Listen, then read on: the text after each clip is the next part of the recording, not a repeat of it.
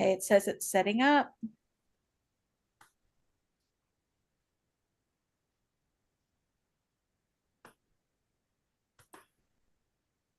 Okay, good evening. My name is Diana Martinez Alexander, and we have our co-host, Michelle Palmer.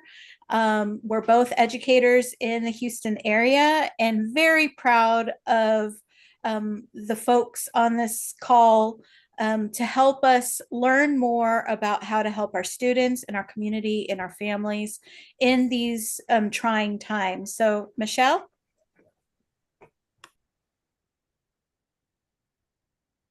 Hi, everyone. Michelle Palmer, also, as Diana said, an educator, and very proud of the three people that we have here. Two of them lead the unions that Diana and I are a member of, and one of them we have known for quite a few years as they grew into the amazing organizer that they are now. So I'm thrilled to be here with all four of you.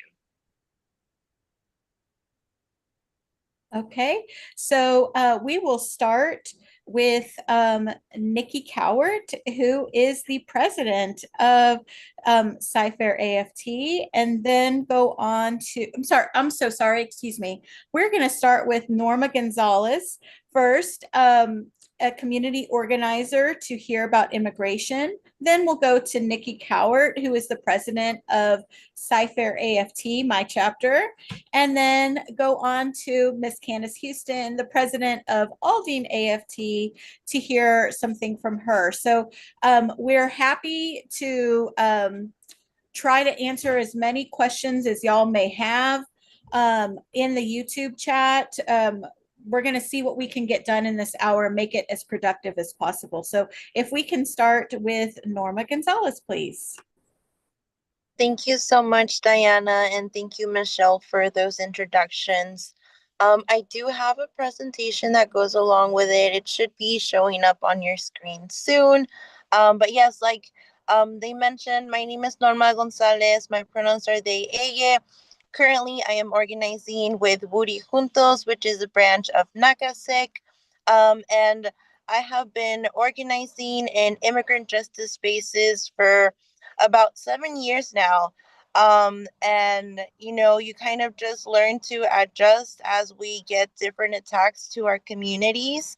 And I'm grateful for everybody that, is here and that wants to hold us and support us in every way that, y'all can. So, getting into it, I am going to start by telling everybody some of our, basic constitutional rights that they cannot and should not take away from us, regardless of which administration we are under. These are the First Amendment, the Fourth Amendment, the Fifth Amendment, the Sixth Amendment, and the Eighth Amendment.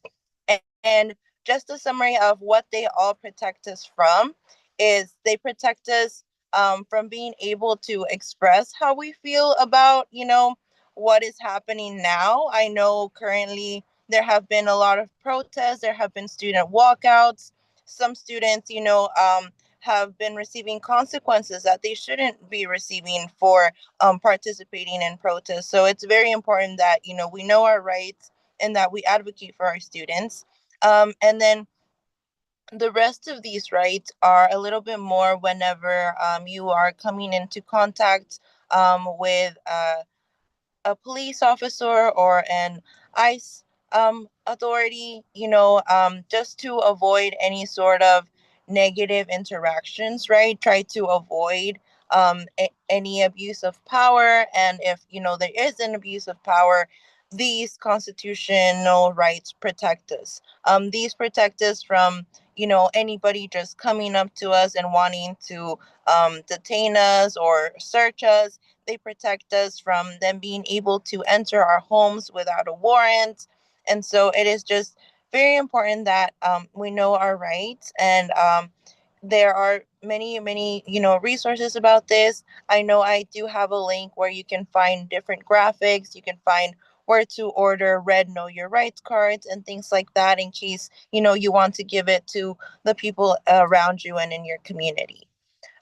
Next, we're going to talk about what it is that you can do in case of an ICE encounter. So, the very big thing that I have here is that in every situation, you have the right to remain silent and to request legal counsel. So, regardless of what situation you're in, whether you are, at home, in your vehicle, at work, at school, you do not have to cooperate with any authority, right? You can plead your Fifth Amendment, like I mentioned, they can't take this away from you. And it is honestly mostly recommended that you do not answer or cooperate with officers just so that you won't get not only yourself in trouble, but anybody else in trouble. And some of these are going to be a little bit repetitive, but we are really highlighting the importance of, you know, the safety and privacy of our students. So, like I mentioned, don't open the door if an immigration agent is knocking on the door. This might look a little bit different at a school, right? Let's say an officer does have some sort of warrant. And I will give an example of what that looks like in a later slide. You if you are not the um make sure, I'm going to talk about this more, but like usually if the agent goes up to you, you are more than likely not the person that is going to be the one handling this ICE situation, right? Make sure that you direct the officer to the appropriate administrator at your school that is going to make sure that this officer actually has the right to be at your school. They are the ones that are going to review the information that the officer is bringing and what activities they are going to perform at the school. Like I mentioned, make sure that they have assigned warrants. Don't answer any of their questions if they try to talk to you. Part of this includes signing anything. Honestly, ICE agents lie a lot, so it is better to just not sign anything regardless of what they say to you without an attorney because it can be very, very tricky. Don't consent to a search. Like I mentioned, you don't have to answer anything, especially if they do not have a warrant with your name on it. They have no right to any of your things. Um, don't lie or show false documents. We know that, a lot of us do whatever we have to do in order to survive in this country. But if you are already in an encounter with a police officer, it is best advised to avoid getting in, further trouble, to not show them any false or alter documentation because they will unfortunately use it against you, in the court of law. And then also, like I mentioned, you wouldn't have to share this if you're not talking to them, but do not share your information about your status or where you were born, whether it's yourself or anybody else's. Even if you're a citizen and you think you're fine, it's really better to just not cooperate with them at all, at least in solidarity and to protect everybody else. Um, in case of an ICE encounter, take note of as much detail as possible. I have a slide later that includes a little bit more pointers on what to look out for, but it's very important that we include as much detail as possible so that, we can report this information to our communities and to the people who are able to assist anybody that might be going to get detained or anything like that. Let's say you are in the presence of a police officer and you kind of are just like waiting around, they don't have a warrant, anything like that. You are capable of asking them if you are free to leave because they have no reason to have you under detainment, right? And so at that point, they have to say yes, and you are able to leave. Now, when it comes to children, children also have the right not to speak to law enforcement, including ICE, without their parent or legal guardian present. So that applies for them as well. They don't have to cooperate or talk to those authorities. Next,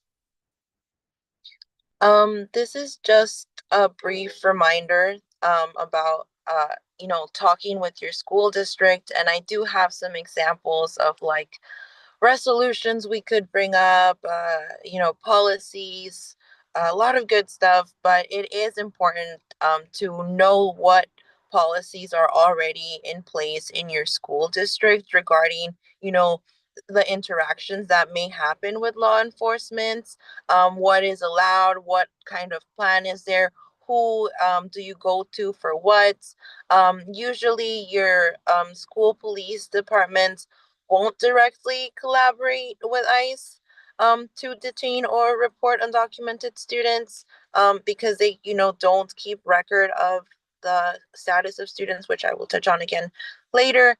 But yes, it's just important that you know what are the policies in place in your school district so that not only are you aware, but if they aren't, protective enough or they don't, advocate enough for our students, then maybe we can organize and push for, better policies that will ensure the safety and protection of them. Next, I have an example of kind of what a search warrant would look like. Like I mentioned, if you are in a school, chances are you are personally not the one going to be having to read this or, verify the legitimacy of this. But I did want to just show an example of what it might look like in case, you do encounter a judicial warrant and you have to read it. But the main part of it is that you make sure that it has the name of the person that they are looking for. Otherwise, like I mentioned, you do not have to collaborate. Okay, the next slide. So this next slide talks about how there was literally a case that talked about how everybody deserves an education, regardless of their immigration status. And so, that is still something that is in place today. And so we're asking if, you see any sort of ICE activity at your schools, at your public K through 12 education, you are able to contact MALDEF, which is an organization full of immigration attorneys, and they are actually the ones who won the Plyler versus Doe case. So they are, the right people to report these interactions to. And I have their email there and their phone number there, in case you do need to contact them. Next slide. So, like I mentioned earlier, schools cannot actually, say anything about their students' immigration status due to FERPA, which is kind of like HIPAA, and it protects students' personal information. So yeah, just repeating not to share personal information. And like I mentioned, you are probably not the person that is going to deal directly with these authorities. So make sure that if you do have an interaction, that you direct them to the right school administrator. Okay.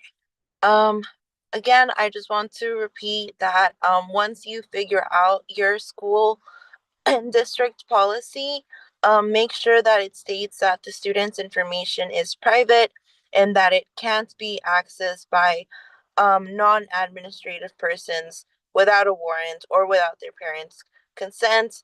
Make sure that their school has a clear policy on, contacting the school attorney. I also do have resources in that link that we can share in the chat where it has trusted attorneys in Texas that you can either just have the contact information for, or you can contact in case you just need to talk to an attorney.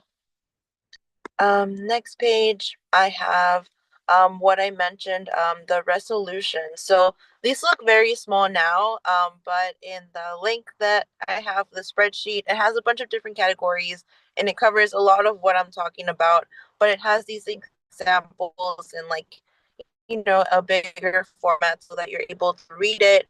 But it is a resolution that you could bring up to the school board, where you're basically talking about, all of the reasons that we need to protect our students and have policies in place that reflect that. And then the next slide is actually an example of one of those. Oh,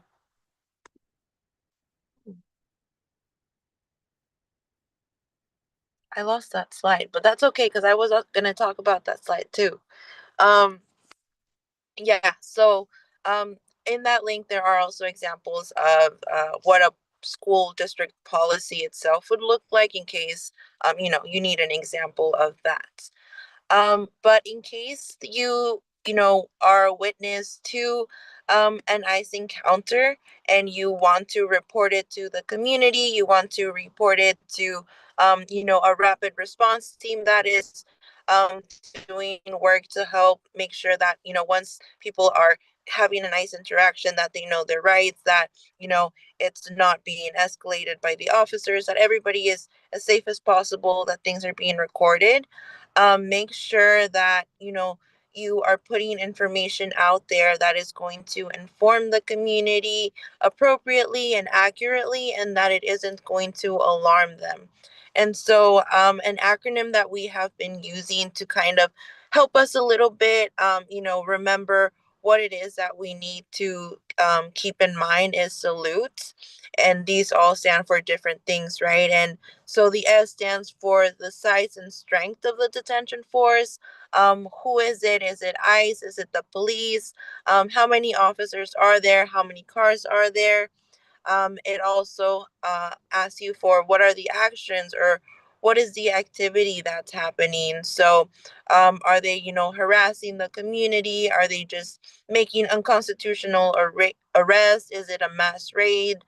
um, and what is the location, what's the address, what type of you know um, building is it a store, is it a school, is it a gas station, what are they wearing, what's their uniform, are they wearing blue uniforms, green uniforms?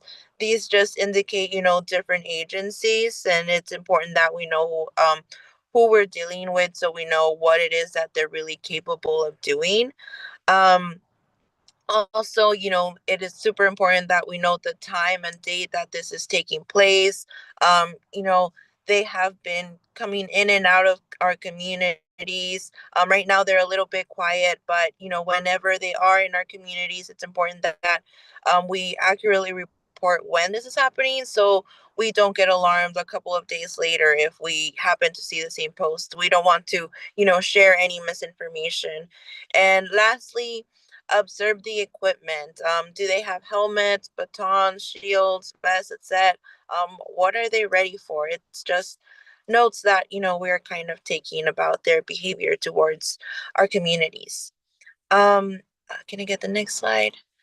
Yeah, so in that same link, there's going to be a packet, and this packet is something that you can either have printed out yourself to hand out to students or people might need it, but it basically helps people prepare for the worst case scenario, unfortunately. And uh, although we don't want to do this, it is important, right? Because we are seeing a lot of people who are being detained maybe during school hours, and then, they don't really know what to do with the students, and we can't really, or we don't really want to send them back home to an empty house, right? And so we have to make sure that we are giving people the proper tools to think about the hard questions, the necessary questions, which is like, who is going to take care of those kids? Do they have any medical needs, any dietary needs? Honestly, same for the person detained, right? What are their needs, and how are we going to take care of them and support them?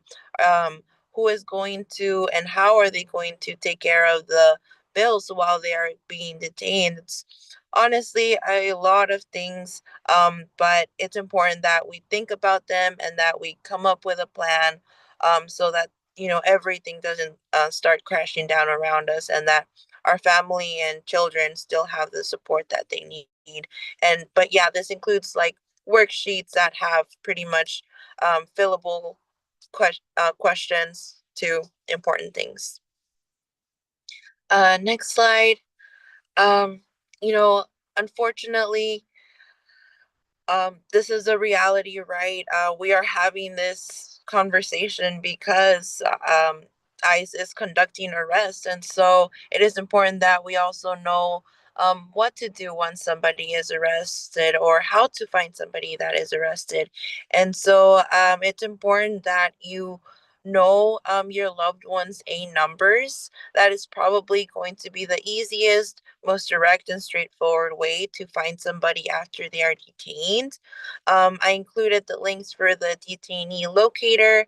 If you don't have the A number, it is just going to ask you for a lot more detailed information, and it might be a little bit harder to find them, right? I also included the link to the detention centers in Texas in case you kind of know what area, they may have been in. I also included the hotline for the immigration attorneys here in Houston. Um, they are able to help guide you a little bit in case you need that sort of help. And lastly, I also have included the National Immigration Directory. So this one would work nationwide, right? You just kind of put the location that you are in, and it will pull up a lot of the different nonprofits and legal services providers that are able to help out during these situations. And it's definitely useful to kind of go ahead and prepare and check out what is available for us already, before this happens. And lastly, um let's say you do go to a provider and they tell you, you really just need a couple of more steps in order to get more protections. I definitely encourage you to reach out to me or any of my coworkers, where I'm currently working at Woody Juntos, because we do help people get through the citizenship process. Wherever you're at, we know whenever it comes to Spanish speakers, it can be a little bit more difficult learning the 100 questions in Spanish, practicing for the mock interview, even filling out the application, and finding resources to pay for it if you're low income. So definitely wanting to protect our communities as much as we can. And we know a lot of people might feel intimidated or might not have the resources or capabilities to do this on their own, and they don't have to. I'm here to help them. And so, yeah, I will be here during the call in case there are any other questions, but there is my information on the slide. Feel free to probably text me first and then I'll call you because stranger danger.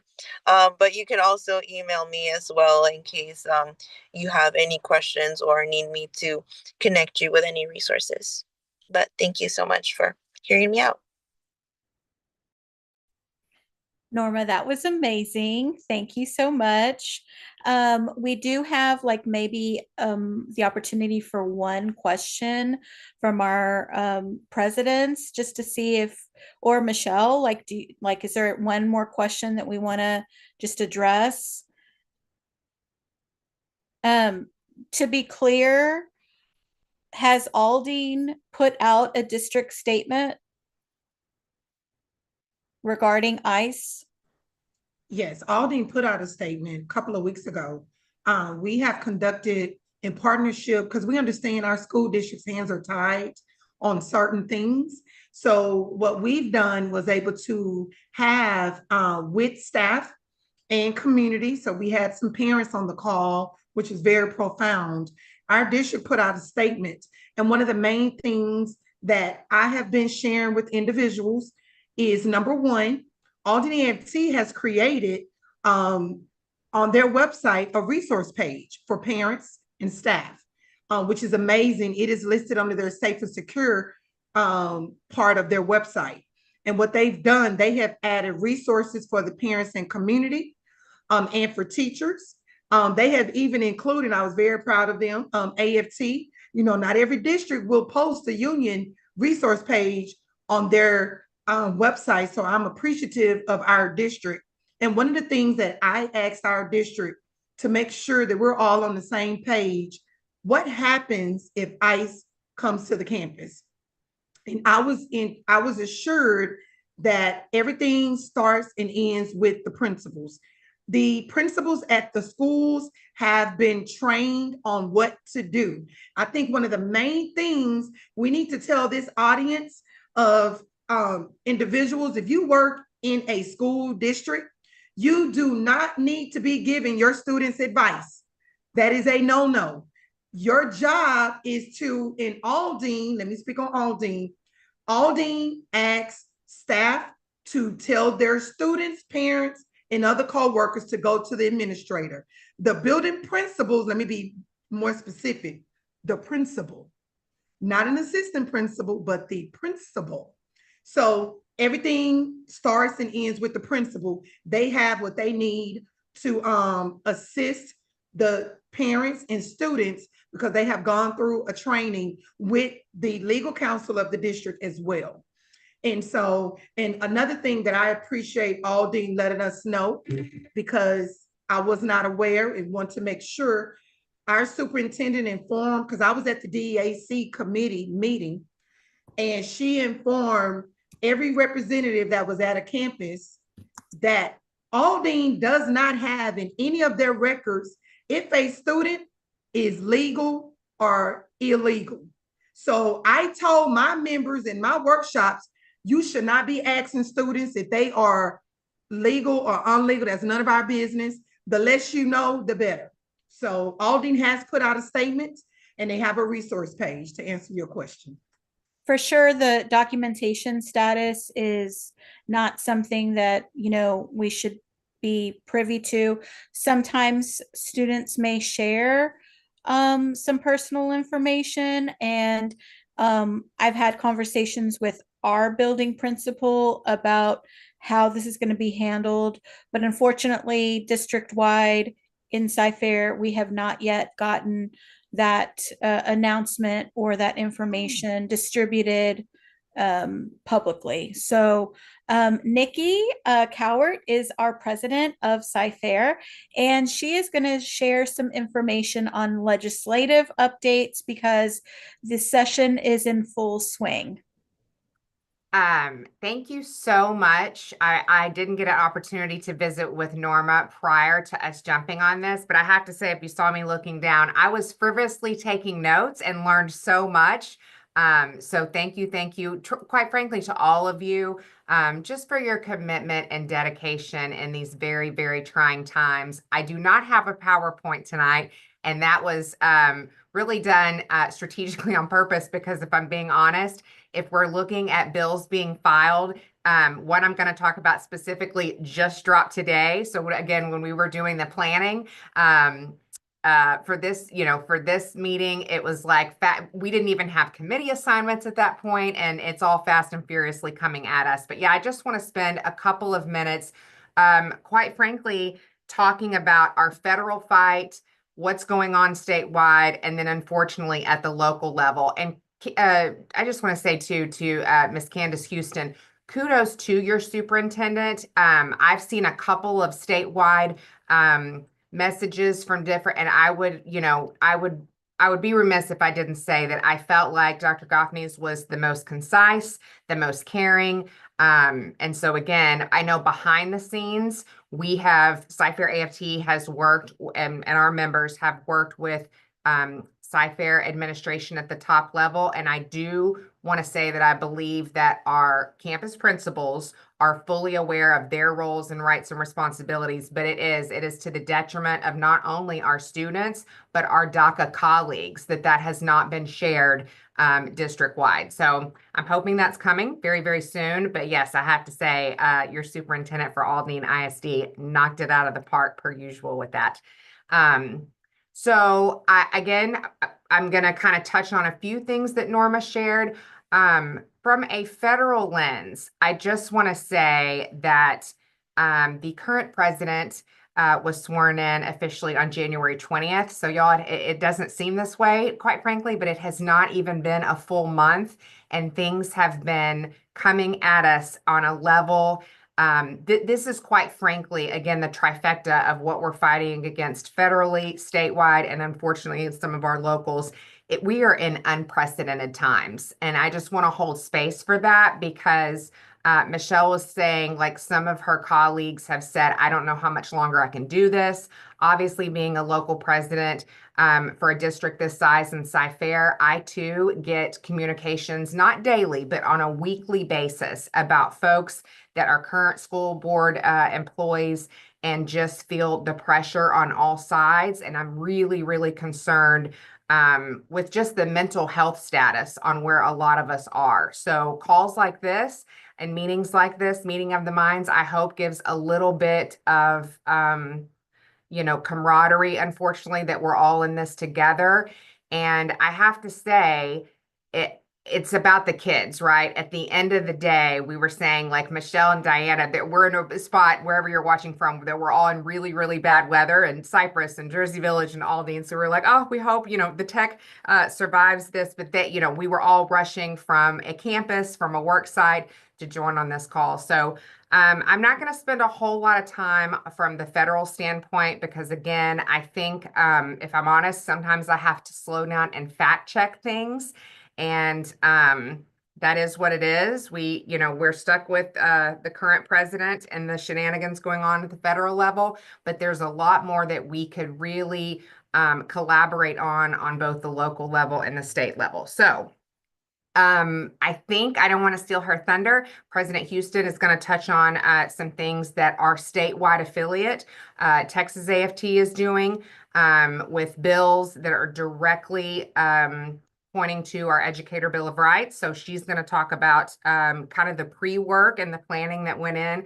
18 months, y'all, 18 months in between the two sessions. Texas is one of only a handful of states that our legislators don't go to work nonstop or even every year. It's every 2 years. So again, at the kickoff of the 89th session in January, we had already done the heavy lifting statewide to work with both paras, obviously classroom teachers, but counselors. Like, what do you guys need to see in this Educator Bill of Rights that we can flip and get into bills? So I don't want to misspeak. I believe it's Senate bill. I just literally had it pulled up because, like I said, it dropped today.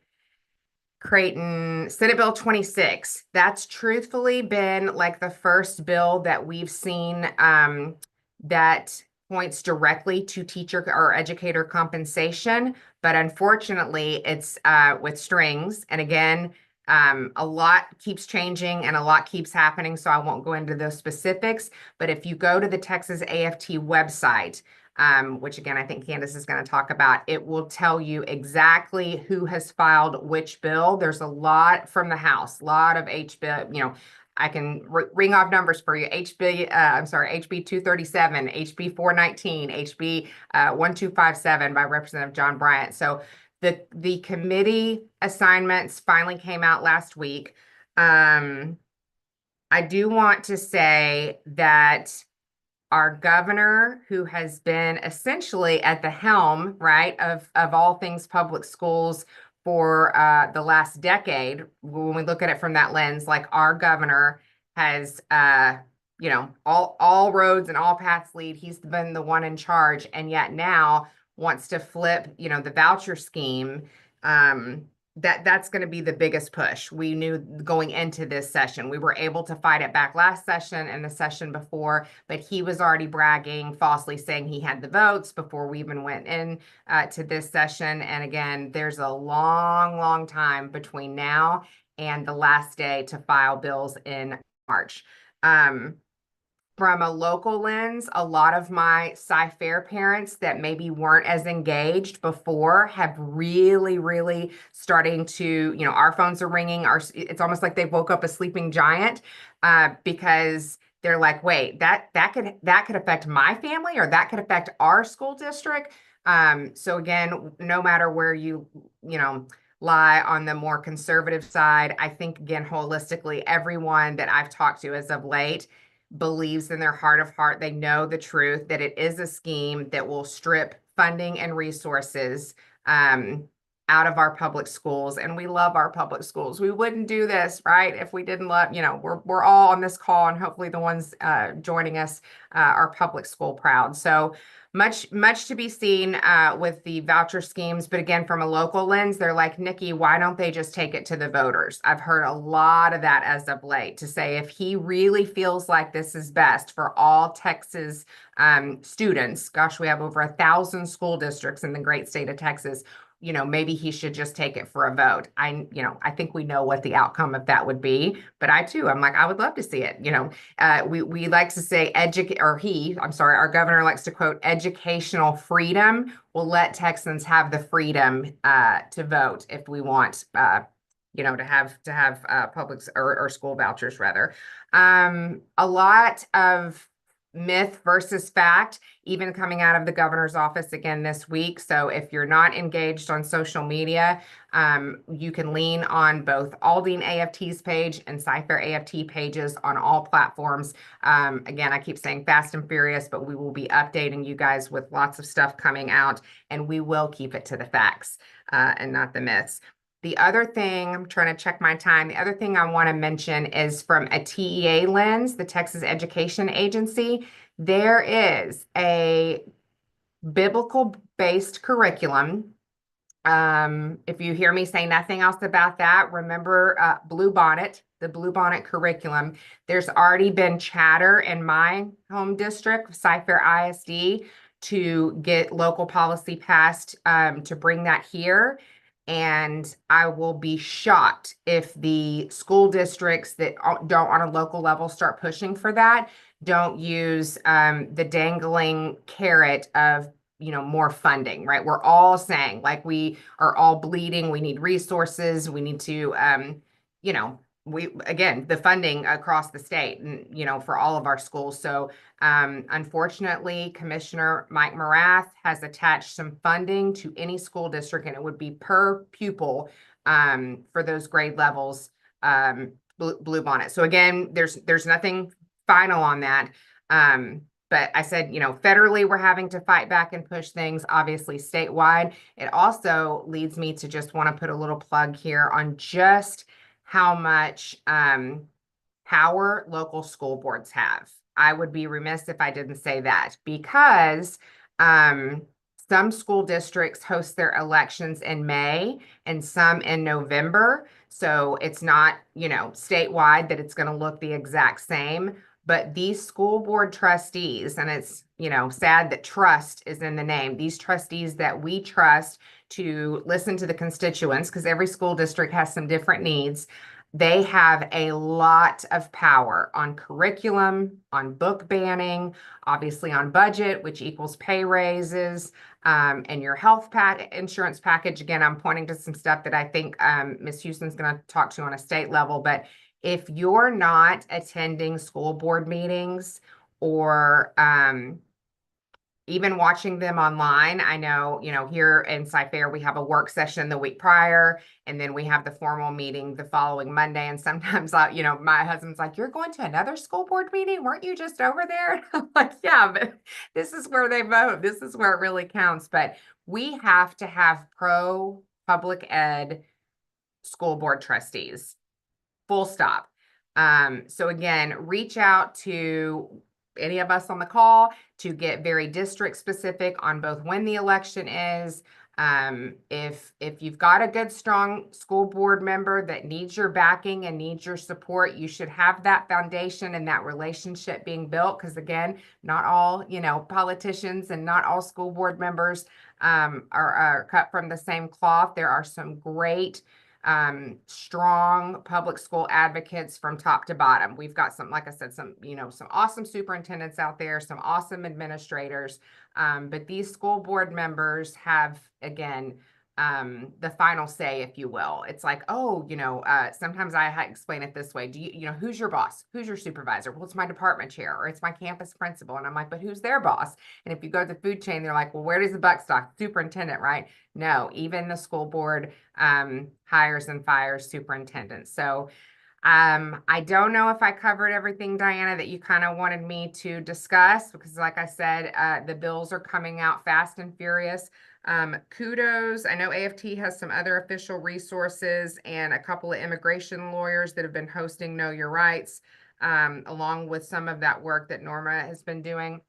And I don't know if I'm supposed to share this publicly, so I can just get my hand slapped later, but I believe there's going to be a National Day of Action coming up March 4th. And hopefully we see lots of energizing pro-public events, whether it be rallies or parades.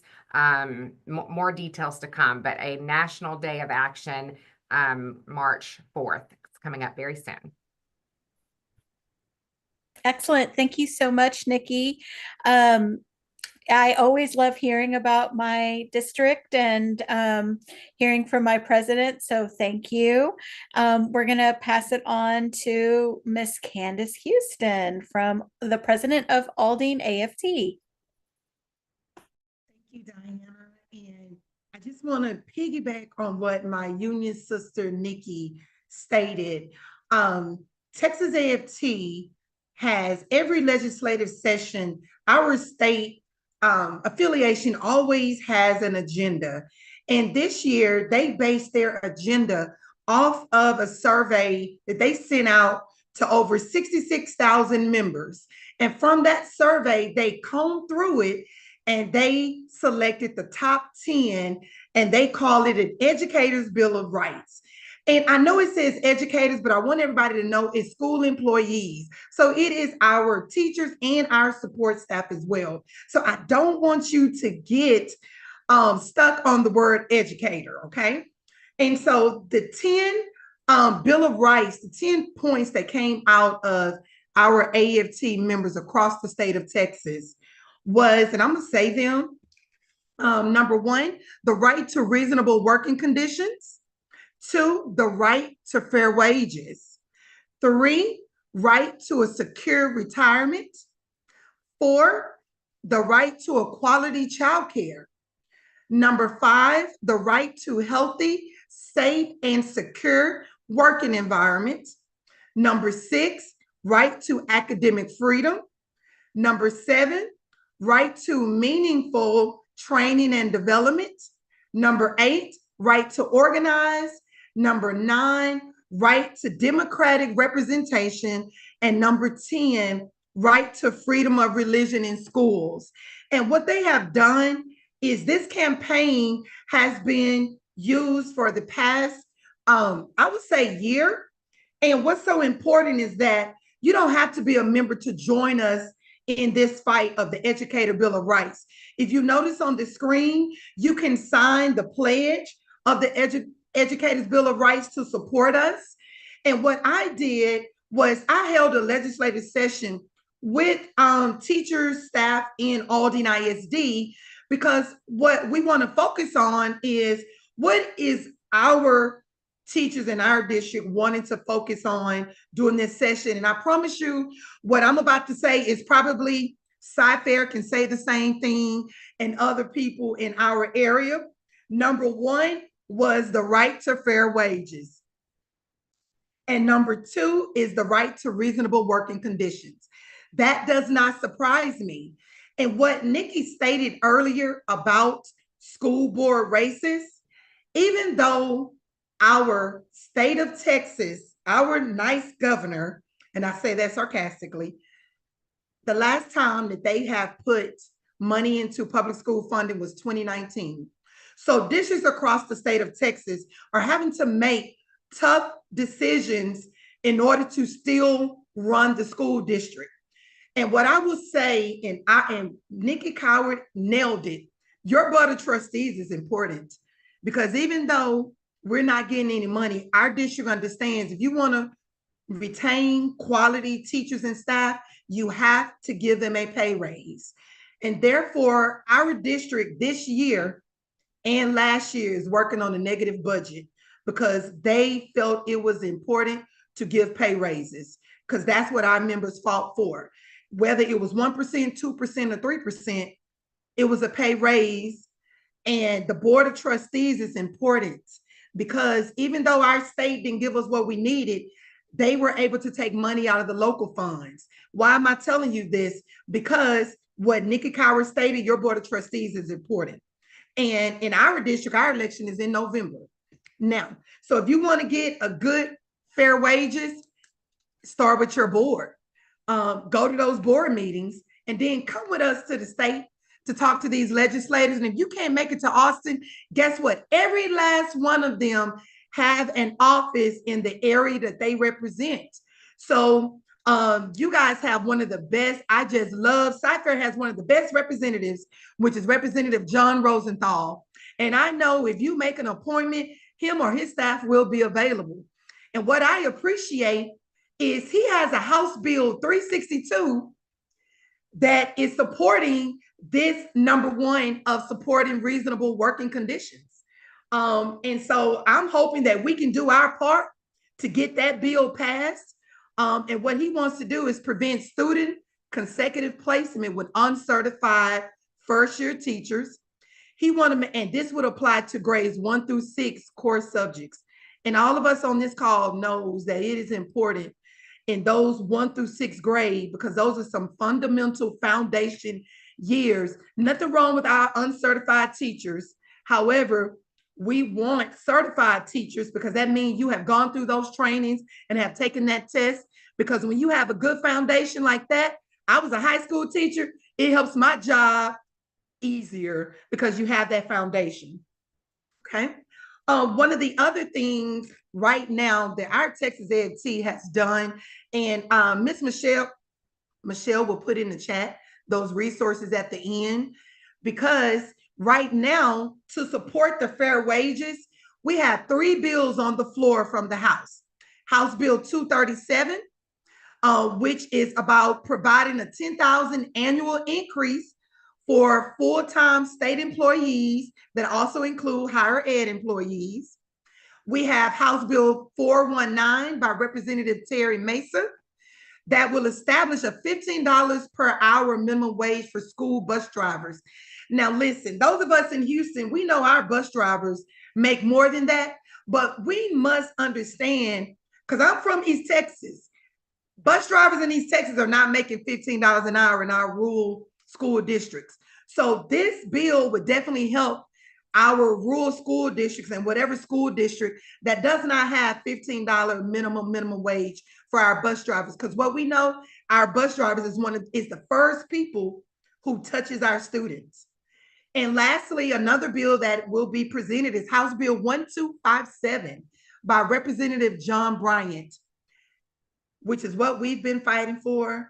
It would increase the basic allotment for public education, which would transition from attendance-based to enrollment-based funding. And so, of course, those bills also have additions, but I just wanted to bring up those 2 examples from our Educator Bill of Rights and how there are current bills being proposed to support those. I will encourage everybody that is watching this to go to the Texas A&T's website, because they are updating that website on a daily basis. Don't go to our website. I'm telling you right now, don't go to Aldine A&T website. I want you to go to Texas A&T's website, because they are doing it daily, because this stuff is going to go quick and they are going to be updating it as soon as they get it. And so I appreciate our Texas A&T staff presenting this, because they have done a phenomenal job on this piece. They have broken it down. When I tell you they took the tool of educators, it is broken down where the simple of the simple can be understood, because we don't want to go over people's heads. We want to make sure that our students, our parents, and our community and our educators understand what is going on. So she'll put that on there. And the last thing that I want to say, vouchers. And what I want to say about vouchers, I surveyed my members, and believe it or not, you guys, people don't understand what vouchers are. And I think it is important that everyone on this call take an opportunity to learn about the vouchers, so you can have an understanding of vouchers, because it is truly just a school choice. It will take money away from our public schools. because they can transfer their kid to a private school. And if that kid, and y'all know private schools, they get to handpick who they want. Typically, they don't have students with disabilities or any type of accommodations. And if that student comes back to public school, we still won't get that money. That private school gets to keep it. And so I'm the type of person, I don't want to tell you what to do, but what I would like for you to do is educate yourself on the vouchers. And this is where I would say, if you need someone to talk to or some more information, please call the Cy-Fair AFT office, or call Aldine AFT office, or call Texas AFT, because there will be someone that can explain vouchers to you if you don't understand it. Because once you know better, then you'll be able to make a better decision. That sums it up perfectly. And, once we know better, we do want to do better for our students, for our families. And that's the reason why we're having this session tonight. I think that it's hard to get bogged down in the details, especially with so many things happening at once. And so we appreciate y'all taking the time to explain it, but also out there, whoever's viewing this, we appreciate you taking the time to watch it.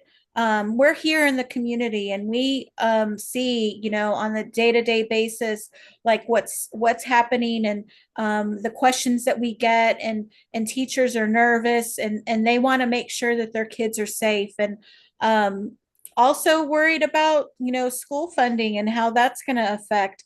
But that brings us to our next piece, which is a call to action. So I'm going to pass it on to Michelle, and we're going to kind of tag team a little bit here and there. All right. So I know that one of the big ones, two of our guests should be there. And that is the big Education Lobby Day, or Education Rally Day in Austin. Most of the school districts in the Houston area anyway have the same spring break, and they will be on the Monday of spring break. So that is, I believe, March the 10th. In Austin at the State House. I will be there. I assume Diana will be there. Yes, I'll be there. As well, of course, Miss Houston and Miss Cowart. And as many educators and education supporters as we can possibly find. I heard a group of my students talking about it today, because we have a teacher pathway in my school, students that are going to become teachers. And they want to go. So I am so excited for that. And I hope they're able to make it. But we would love to see you there. We would love to see anybody who believes that teachers deserve better, that believes that our students deserve better, that believes that education needs to be better. We are not going to be a world power if we don't have a strong education system. It's just that simple. The future economy depends on the current education system. As an economics teacher and a history teacher and a government teacher, I talk about these things all the time in my classes, because it is so important. And I help students see the connection between education and their own personal economy, much less the national or state economy. Yes, exactly. On Friday, I had a group of folks out in front of Lacey Hull's office, her Houston office, with some pro public school posters and anti-voucher scam, because it's a scam, right? It's a way to grift money from public hands and put it into private hands. And there's not accountability, and there's not a sense of fairness when it comes to distributing these funds with the system that they're proposing. And, with students, I work with special education students. So, that is dear to my heart when we have local charter schools sending kids back conveniently in November after snapshot, which is the day that federal funding is determined. And the charter school gets to keep the funds, and we're still charged with FAPE, which is free and appropriate public education for everyone. So even if you can't make a lobby day, find out who your representative is, who your local representative is for the state house. Now, SB2, which is the voucher bill, did pass in the Senate already, but now it's going through, I'm sure, all of the amendment process. And, you know, when I did call, I called Lacey Hull's office while I was outside and I kept saying, "Can I come up?" And she's like, "Oh, I'm working from home." The staffer. So, but I did ask, what is Lacey Hull's position? And she said that she wanted some sort of provision for poorer students and for disabled students. Now, I don't know what that could look like. I don't see how that could be incorporated fairly in this type of system. So I do want to get some clarity on that, and I'll be asking her because she is one of the representatives that covers Cy-Fair and my home district of Spring Branch. You should also be asking your school board members what they're doing to advocate for school funding. That is a huge responsibility that they have taken on as a trustee in the school district. So they have a part to play in this, and we need to remind them. Sometimes they might need a reminder. So go to your district website and find out how to contact your school trustees and just ask them what they're doing to push against vouchers. I think that, you know, schools matter to everyone, whether you have children in the system or not, because we want a well-educated community. That is how we prevent, crime, and that's how we uplift our community and grow prosperity in our community with education, through education. And I think we would be remiss if we didn't put it all out, because right now Abbott's just assuming that he's got it in the bag. I don't think so. I don't think so. I think we need to continue putting on pressure. And the fact that Lacey Hull put some disclaimers on her approval tells me that she knows that she can't just say yes. Yeah, So I was in Austin Monday for a different lobby day, but most of what we were talking about was education. And my rep, Mano de Ayala, was similar. He was kind of trying to play the middle, because I don't think he knows which way he's gonna fall. When it comes down to it, he needs to hear from people, and if he hears from more of us, maybe he votes against vouchers. Who knows? I just want to say quickly, because I think we're all kind of saying the same thing. We are not anti-private school. We have lots of teachers in Cy-Fair that come from charter school worlds and what have you. What we're against is our public dollars, our public taxpayer dollars going to these private school entities with no oversight. And like my colleagues, here have said, the back and forth. The students there don't have to, be tested in the same way. They can kind of come and go as they please, meaning they can jump from public school and back to private school. I also want to say it sounds like a large number when the governor says, oh, $10,000 per student. So you can shop and you can do whatever school choice.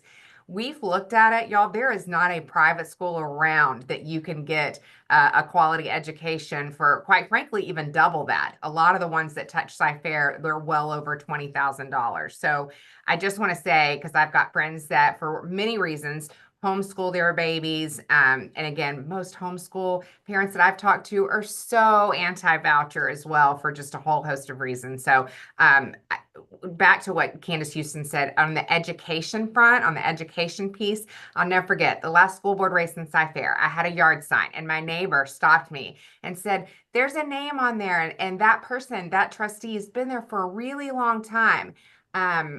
give somebody else a crack at it, and pointed to the fact that this trustee at the time had made money, right? Like had pulled a paycheck. And so I was like, wait a minute, are you saying what I think you're saying? That's essentially a volunteer position. There, in fact, it's probably to their financial deficit when they travel to so many meetings and attend so many things. And it was like an aha moment for my sweet neighbor.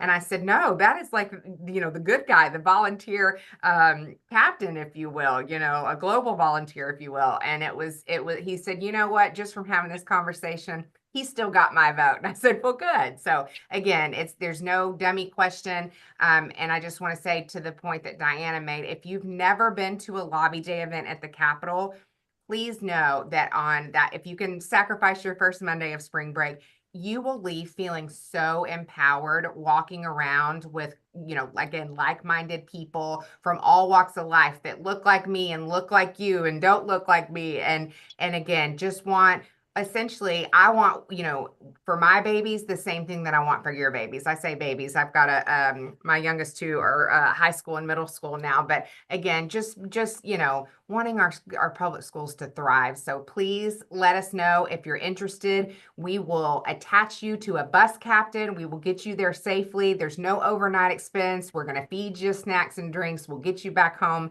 that evening. But yeah, if you can attend an advocacy day and go with a group, like I said, to speak to these legislators, I think you'll feel more empowered than ever.